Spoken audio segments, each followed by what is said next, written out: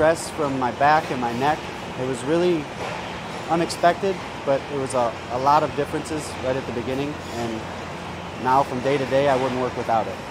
You actually can turn it on with the switch right here, and then these boxes have springs in them, and they will actually take your arms up and they'll assist them. So like right now, it's just holding me up. I have nothing on there. So I can just say hi to everybody, and it's really good. I love it. And then you just reach over and turn it off, and it's all back. I mean, there may be situations where I may not need to use it from job to job, but any job that's overhead, I wouldn't work without it.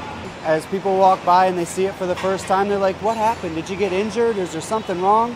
No, it's a device that Ford came up with Ekso to relieve stress, and everybody wants one. Anybody that works overhead, they're like, well, where do I get one? I wish they had this before, you know, so it's really good. Everybody loves it. An extension of yourself.